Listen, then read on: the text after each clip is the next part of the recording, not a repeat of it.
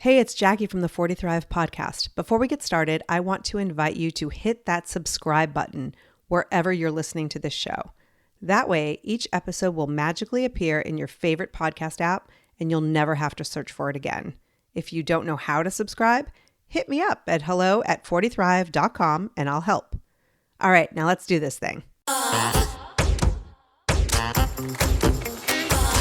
You're listening to the 40 Thrive podcast, the show created for women 40 and beyond, ready to shake things up.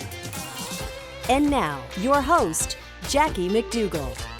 Welcome to another episode of the 40 Thrive podcast. If you're a parent living in an empty or almost empty nest, this episode is for you. Today on the podcast, I talk with Lisa Heffernan. Lisa's had a long career working on Wall Street, in politics and writing. She's a New York Times bestselling author of 3 books, including Goldman Sachs, The Culture of Success. But for the past few years, Lisa's served as co-founder of Grown and Flown, a brand that started as a website she created with her business partner, Mary Dell Harrington, earning them the title of People Magazine's 25 Women Changing the World in 2017.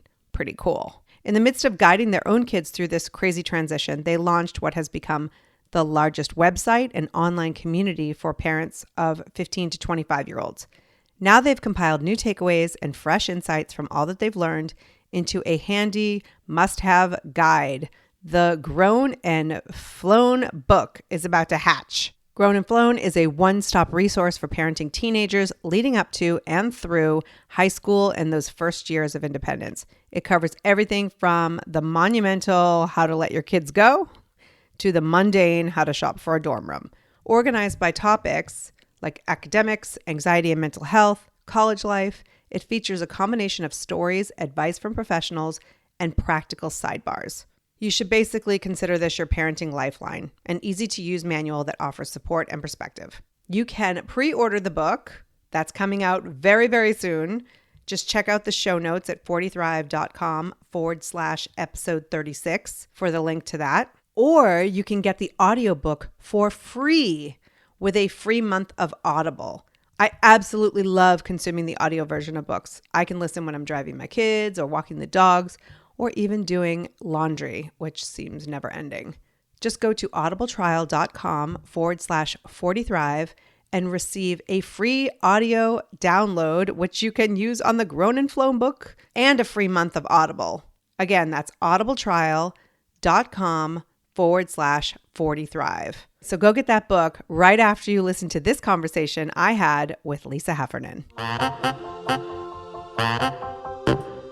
Lisa, welcome to the 40 Thrive podcast. Thank you so much for having me. I realize I'm the last person to the party. Grown and Flown is like the biggest thing out there. And how did I not know about it? Thank you for that. There are a few people who don't know, but certainly for moms and dads, but mostly moms of teenagers and college kids, we're kind of a big community and a very dynamic one.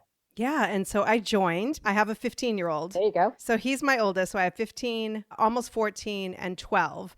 And what a gift, first of all, to see what people are going through, how they're sharing, how these people support each other through what is quite a difficult time in parenting, I have to say. It really is. The stars misalign, if I can put it that way, all at once.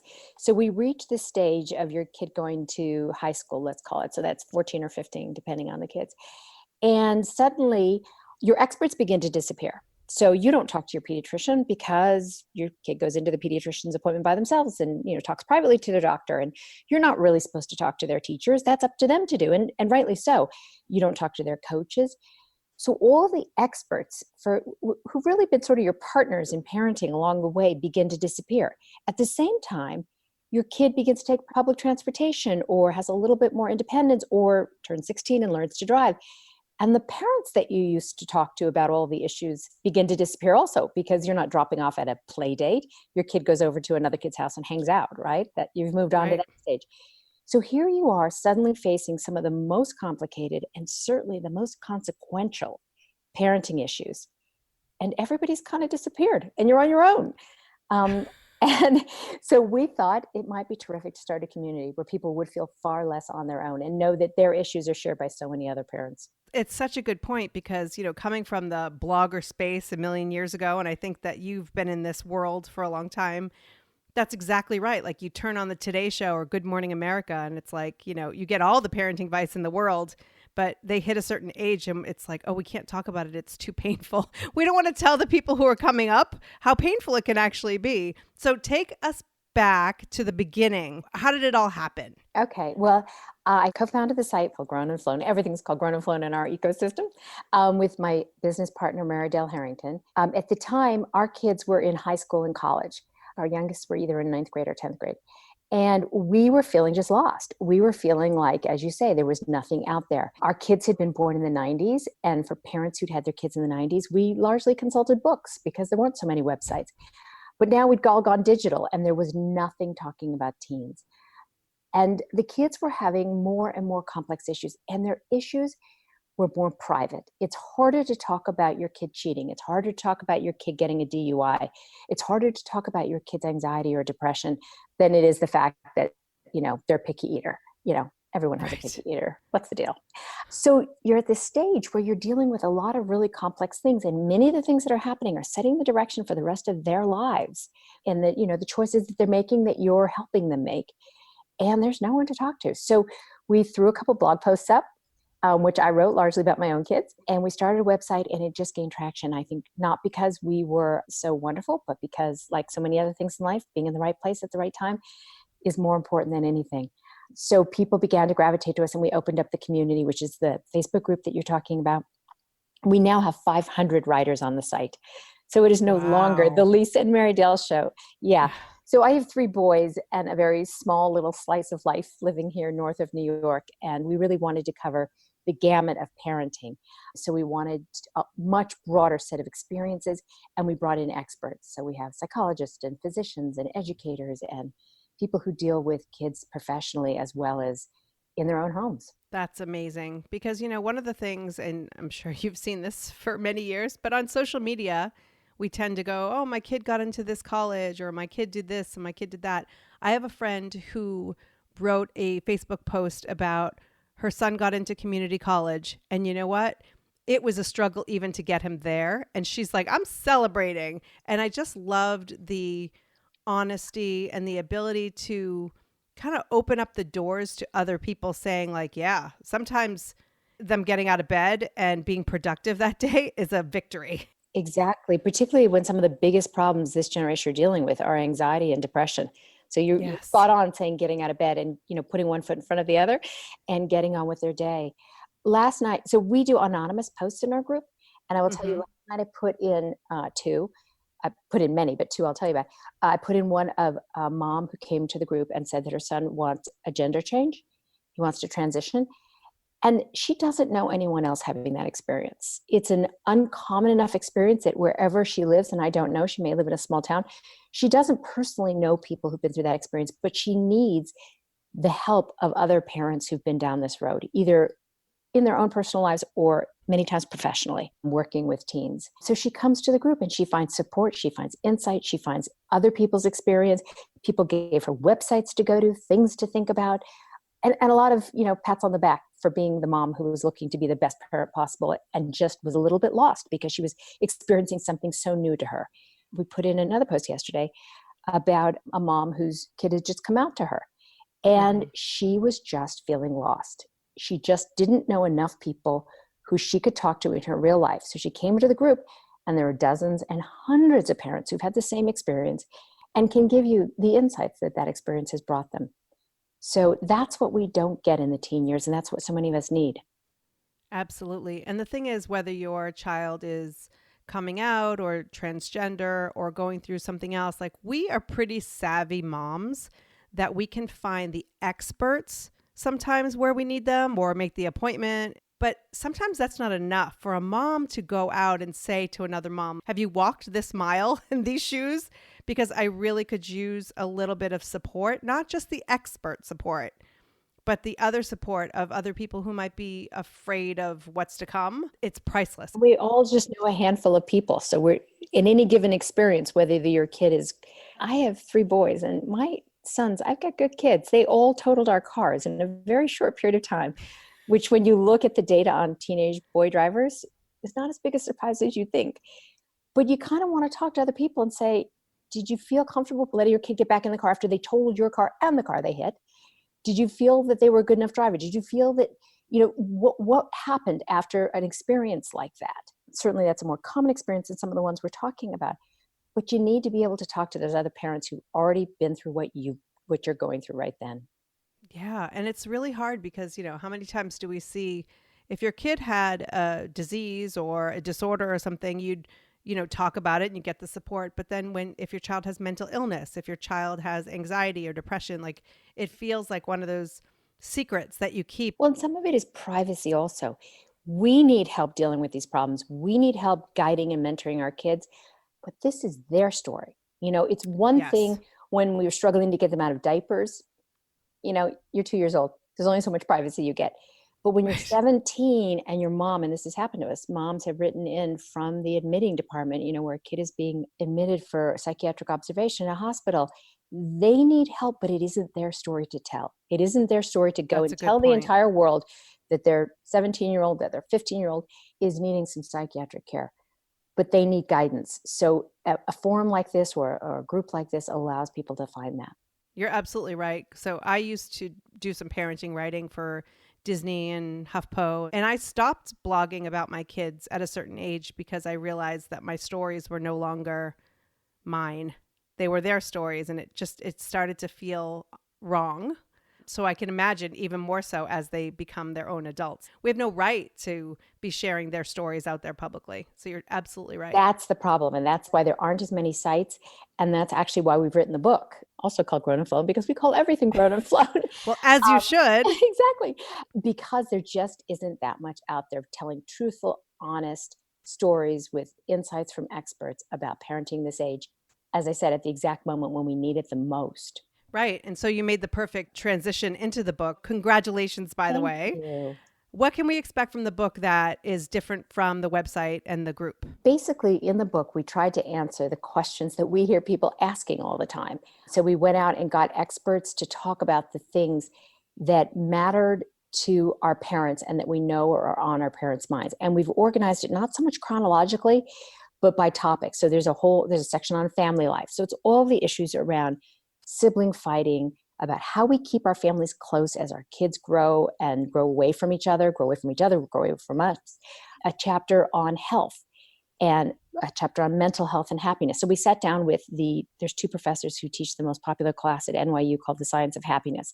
And we sat down with them and said, you work with undergraduates every single day. Tell a high school parent how they can best help a kid psychologically transition into college.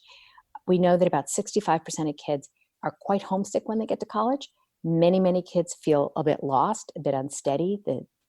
Those of us who've gone to college can remember that it's kind of a big leap academically. So we sat down with professors and asked them, from your point of view in the front of the classroom, what makes it work best?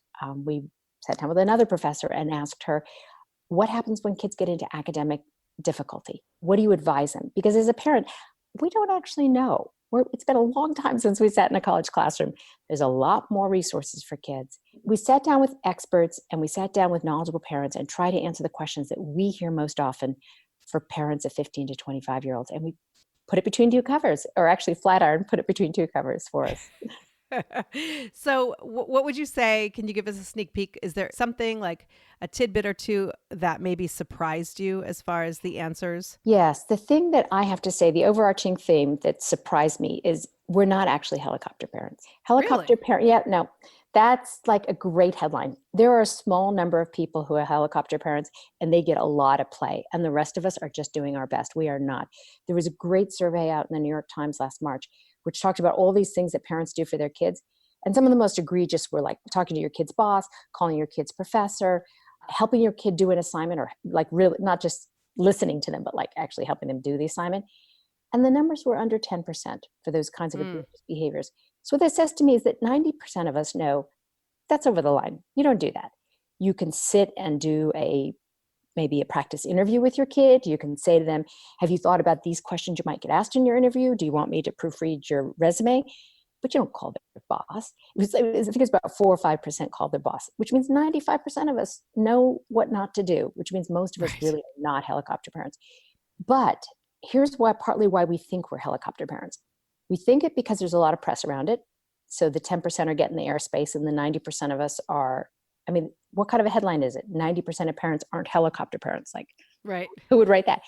But the second reason that we're confused is we have a fundamentally different relationship with our teenagers and our young adults than we had with our own parents. And the data is showing this so clearly. They like us more, yay. They want to talk to us more. They value our opinion. They want to be with us more.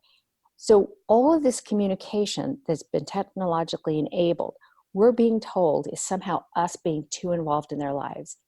Well, when your kid texts you and says, Mom, what does that light mean on the dash? And should I stop driving the car, or should I just go to a gas station, or can I get home with it? That's not helicoptering. That's advising. That's mentoring. If your kids, one of the rules of thumb that we suggest to people is, would you do this for somebody else's kid? So if your best friend's daughter called you and said, Lisa, Jackie, I see this light on the dash. My mom isn't home. I don't know what to do. Would you say to her, figure it out yourself? Or would you say, don't worry about it, dear. There's a thing in the glove compartment. You can look in there, or you can go on your phone and search your car, and you'd walk them through it. So that's Right. advising and mentoring. That is not helicoptering. And we've conflated those two things a bit. And it's because of the technology. It's so new and it's so fundamentally changed things. We can't look at our own experiences as teenagers and think, what would my parents do? That's no longer relevant. Our parents wouldn't have done anything. Our parents let us go to college and they spoke to us once. They'd say, what did you do to the car that the light came on? Exactly. So we're trying to find our feet because it's a new kind of parenting with a different generation. And we got a really bad label and it got really overused. So if I've got one takeaway to give people, it's we're doing a much better job than you would think we were doing. And the evidence is all there. This is such a well-behaved generation. They drink less, they use fewer drugs, they have less unprotected sex, they have fewer unwanted pregnancies. They put us to shame. This is some good parenting going on. Well, I think, first of all, that's great news. Yeah. But secondly, I feel like the communication has changed. That, at one point in our generation, we weren't necessarily taught a lot of things that maybe we would have been helpful.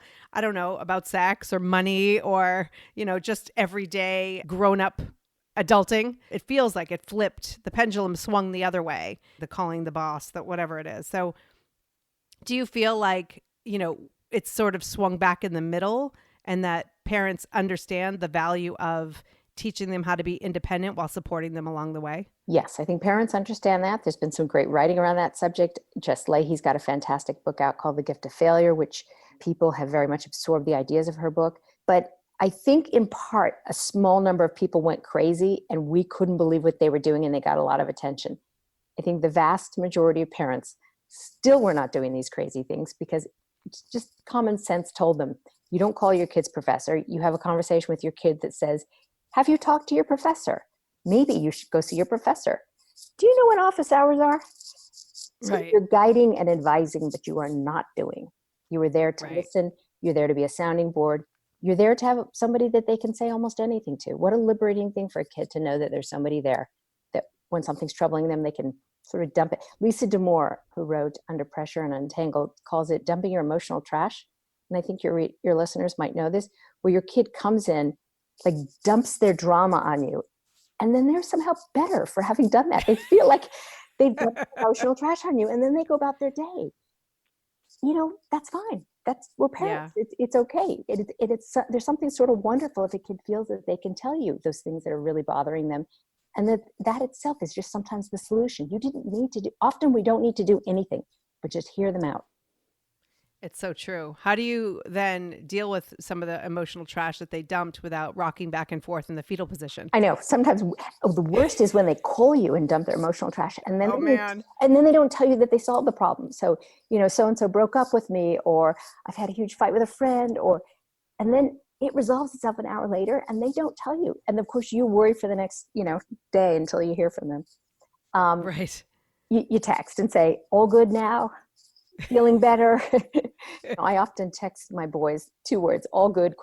And if all I'm looking for back is, yeah, good. Just that, just that tiny bit of temperature taking. You know what I feel the equivalent of?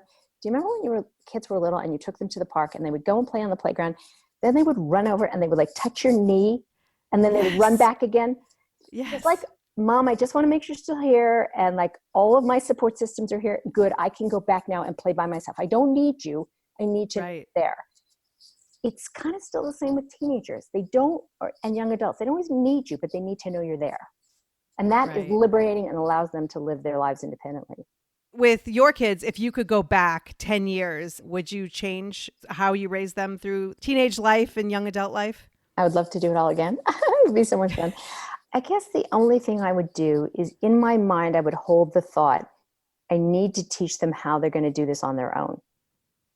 Sometimes the temptation is to do it ourselves or just to assume that they're watching. And watching is good. I mean, kids learn by watching. That's a time-honored practice of teaching. But to almost talk through process sometimes. So let's go back to that silly example. But when I see that light, I go to the glove compartment and I get that book out. You can go online too, but we're old-fashioned.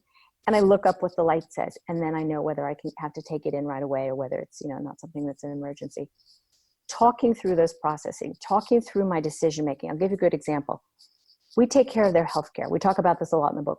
We're required to take care of their healthcare until they're 18. They cannot make their own decisions. I sent one of my kids to the pediatrician at 16 because he could drive already, and they wouldn't give him an immunization because I couldn't sign on it. They cannot authorize their own healthcare. What that means, though, is we do something wrong, which is that they have a symptom, we give them a remedy. We dole out medicine, or we go to the drugstore and we buy medicine without them. And then we send them to college and they don't know what to do. One of my kids got sick, as they all do freshman year, and took 2 medications that were actually the same thing. He thought one was for coughs and one was for runny nose. But of course, what he had done is double dosed because he did the cardinal sin, which is do not give kids multi-symptom remedies. So I would talk through those sorts of things. This is just an example, but you can imagine this in every aspect of life. I am giving you this because you have, a runny nose, and this is the thing for runny noses. I'm not also going to give you something for coughs because this is for that also. Just more teaching. We tend to just do things. We're all rushing. We've all got too much on our plates. It's much easier just to hand the kid the NyQuil or the whatever kids take and not explain without thinking, wow, 18 months from now, 2 years from now, he's going to have to decide when to take this, not me. Yes, I'm going to be on the other end of the phone. Yes, he can text me and ask me, but I need to teach him this. And when I'm in CVS, this is not an advertisement for CVS. When I'm in CVS, I need to say to him, I buy this one and not this one because I have found X, Y, and Z. So that when he's standing in the aisle at CVS freshman year, feeling absolutely miserable, he thinks, Mom said to think about X, Y, and Z when I'm buying these things. That's a great point. More deliberate kind of showing them our thinking process and our decision-making process, because they have to make those thinking processes and decision-making processes soon on their own. That's amazing. That's such a good tip. Last year when my oldest entered high school, and I had one in high school, one in junior high, and one in elementary school, I said, this is the year of becoming your own advocate. I'm not emailing teachers. I'm not getting involved. And so they will come to me, or, I still get the emails. I just wanted to make sure that the communication was clear and things like that. So they would CC me on communications with the teachers, but that was a teaching year, and then as we get into 10th grade and 11th grade and 12th grade, I can pull back. And that's such a perfect way to do it, because then you can say to him, I know you explained it to your teacher like X, but you might have confused her, or you might not have been clear enough. And this is what I might have said. And you can think about next time you email her. When you say that to her, she might not know whether you mean this or this. Maybe you could think about a way to make yourself clearer to her. Exactly. And also time just teaching. Yes. And the level of communication, because at first it was like they were texting their friends, and like there's no grammar, there's no, punctuation or anything. And it's just like these random thoughts. And I'm like, no, you have to really form your thoughts. You need to create this. And, if there are multiple thoughts, we're going to bullet point them, or things like that, because ultimately they'll be in a job and they're not going to have me calling the boss. But I'm a huge fan of teaching kids how to advocate for themselves. A couple times there was a grade in the online grade book program there. This happened to both boys.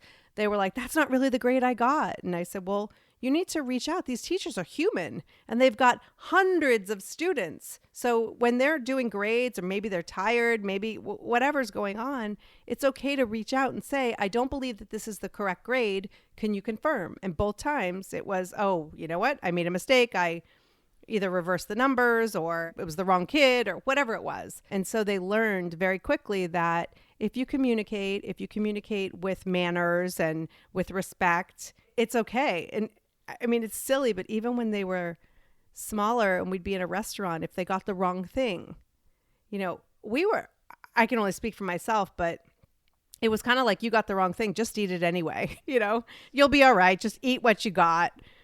And I'm trying to teach them to say, oh, excuse me, I had asked for no cheese. Would you mind changing that? Like, use your manners, but it's okay to put yourself out there. It's okay to advocate for yourself. There's a way to correct somebody that isn't confrontational and gets you what you want. And that, like you say, that will go through to the job. That will go through the way you're going to talk to a professor, the way you're teaching your kids to talk to their high school teachers will help them when they talk to their professors.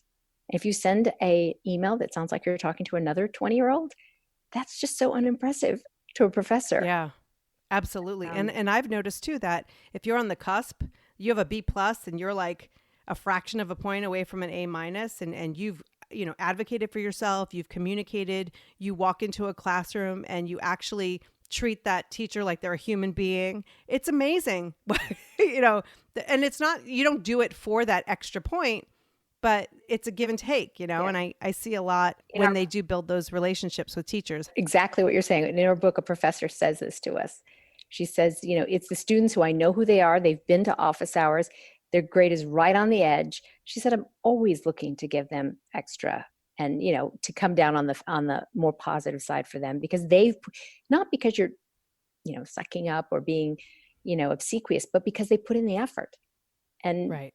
Professors and teachers like to reward effort. Yeah, I think human beings like to reward effort, So let's we've talked about the kids here. Let's talk about you. Let's talk about let's talk about the moms in the group. How has life changed for you outside of, I just watched that movie Otherhood last night. It's on Netflix. And, they have grown sons and, it wasn't the best movie in the world, I'll have to say. But it was interesting because there was one line in it where she said something like, you found out who you are without me. Now I have to find out who I am without you. And so that kind of like gut punched me a little bit because I know it's not that far off. So how has your life changed since kind of sending the boys out into the world? Well, Grown and Flown has kind of taken over my entire life. So I might have been able to answer that question a little more objectively if we hadn't started this, I don't even know what to call it, this website, this book, this community. I think the thing that's changed is I had to figure out, and again, it goes back to the theme of the book, I had to figure out ways to keep in close contact with my kids that made me feel like I still knew them. One of the most popular pieces I wrote for this site was called Knowing My Sons a Little Less, which was about how it wasn't that I didn't want to let them go. And it wasn't that I didn't want them to be their own independent people. It's that I just didn't want to know them less. I still wanted to know them and be close to them. And if I could maintain that closeness and that love that families have, not my family, all families have, that was fine. That's what I was looking for. And I think that's what most parents are really looking for. I think, experts will tell you like get a hobby or something. I don't think a hobby can replace a kid. It doesn't fill the spot. The thing that I try to tell parents when kids are going off is you are going to see and hear from them so much more than you think you are. You're extrapolating from your own experience of going off, and that is not the experience you're going to have as a parent. The experience you had as a college student is not the experience your college student's going to have. So we stay close to them, and we just try and remind women, like, there's a really long, full life post kids. Like, there's a whole second lifetime, essentially. You're in your 40s probably when your kids leave, maybe in your early 50s. My mom is in her 80s and still working. I mean, that's the model. That's where we're going, because people are, staying healthy. And I'm going to tell your listeners right now, you're in your exercise clothes. So people are staying healthy and they're working out, and they are going to, live much longer, healthier, more vibrant lives. So we were just trying to remind people there's a whole second career or continuation of the career you're on after the kids have left. And you have a lot more time. I know most people continue their career while their kids are home, but you can really throw yourself into it when you don't have to, feel like you have to rush home for them. What's interesting is we could sit here and talk about what the book and the community and the website are about. But in actuality, you started a new business. I mean, this is a business. Yeah. When you were well over 40. Yes, everybody should, because it's so exciting to start something new in the middle of life. The career we pick in our 20s has a lot of functionality to it. We need to pay bills, we've got student loans, we've got a family, it's got a lot of functionality to it. We need to live in a certain city because of a spouse or because of family. There's all sorts of constraints that kind of box us into what we end up doing with our lives. And they're all good things. This is good stuff. This isn't the bad stuff. This is the good stuff, but everybody's constrained. Everybody's got reasons why they made compromises. That second thing that you do in your life is a lot more wide open. The kids have moved on. They've gotten to where they need to get. There's a lot more flexibility in your life. So there's a lot more opportunity. And it's so exciting to do something in the middle of your life. It's like so novel in a good way.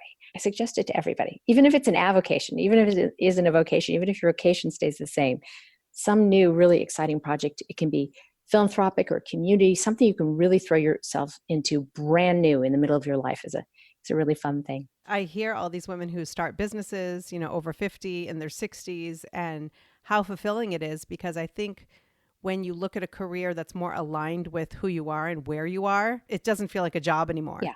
And we know ourselves so much better. I mean, the careers we picked at 22, there's an extent. Some people, I think, have callings, and they know. Many of us thought, I've got student loans, I've got rent, that salary covers it, we're good. And it wasn't a deep, more profound decision. I think when you sit down and you think to yourself, I'm 50 years old and I could work for another 30 years. Like, that's just a lot of runway. People used to wind down their lives at that age. I think people are winding up their lives at that age. You found something that obviously there was a need.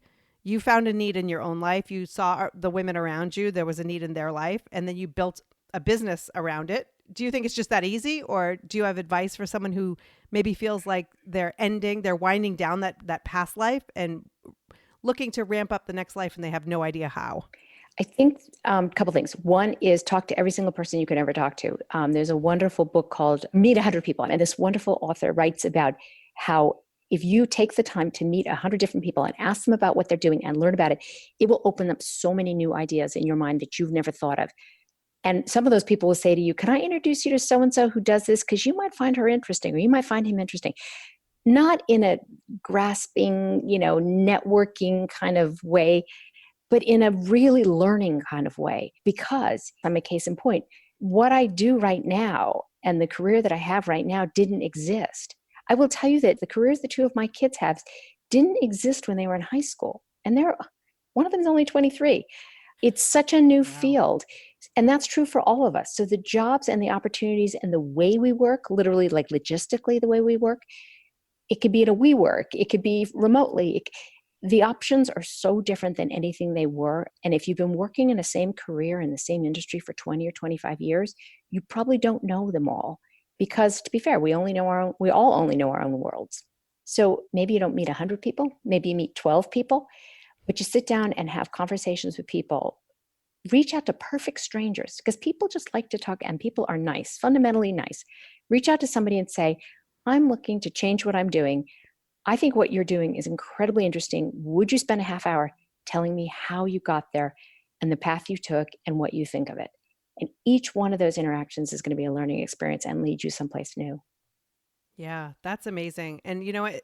You are a prime example. And I'm realizing as you're saying it that I'm a prime example. My background is television and I'm a podcast coach. I teach women how to podcast. And so that, yes, podcasting was sort of scratching the surface 10 years ago. So you're absolutely right that I think if we're open-minded and we're able to innovate and just kind of be flexible, there are so many opportunities out there still. And other people, perfect strangers will help you get there. If you're open and you want to learn, you could not have said in college, I want to be a podcast coach. No, I couldn't. That was not a thing. So if you've been in one industry for a while, you've probably not opened yourself up to some of those opportunities. Yeah, that's such a great point. One thing I ask all of my guests at the end of the show is, what does it mean to you to 40 Thrive? 40 is like the birth of this new life. And so when I talk about 40 Thrive, it's like 40 is just the beginning. So what does it mean to you, Lisa, to 40 Thrive? I think it means to me sort of a whole second beginning. You and I were talking about it a few minutes ago. We made a lot of choices in our lives because of constraints that we had. At 40, we know ourselves so much better than we possibly could have when we were in college. And we might have made a different set of choices. And now maybe we can't make them today. Maybe the kids are still in middle school or still in high school, and we need to live where we're living and we need the paycheck that we're earning. But it's time to start thinking about what those will be, even if we can't make those decisions now. Because we know ourselves so much better, because we have so much better information, it's a chance to make a decision we might not have made earlier and make one that lasts for a lifetime. That's absolutely perfect. And I have to mention one thing before we go. You are so modest. So when I reached out to you and I'm asking for bios and this and that, and you're sending me all of the things for Grown and Flown, and I'm like, what about you? What about Lisa? And you're just, you let the brand speak for itself, but you haven't even mentioned the fact that you are one of People Magazine's 25 Women Changing the World in 2017. So is that when you thought, oh, I'm going to start this Grown and Flown, could you have even imagined that that would be part of it? Not in a million years. So we started the group, honestly, Mary Dell and I thought we would get 20 or 30 people together, probably people that we knew in real life, and we would kind of chat online. There's over 120,000 people. We're getting 1,000 or more people a week coming into the group. I could not have imagined that there was such a need to discuss some of these important issues. So no, it's really exciting and really fun. It's amazing. Yeah. So, but you're so modest and you're so, and I find that with a lot of my guests, they're like, oh yeah, that thing I did. And it's like, I would be screaming it from the rooftop. Well, thank you for screaming for me. Well, Lisa, thank you so much for joining me. I really appreciate it. Congratulations on the book. People can go to the show notes and it will link to the book. It's also on Audible. Yes. We just recorded some of it. It was really fun. I've never done that before. So yeah, we were down in their studios recording the book. It was fun. That's great. Well, congratulations. I can't wait to read it. And I highly recommend all of my listeners get it as well. Lisa, thank you. Thank you so much.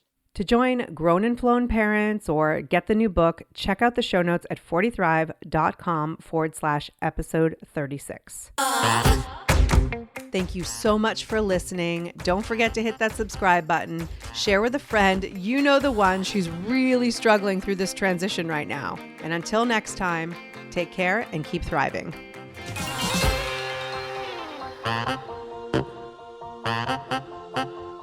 Thank you.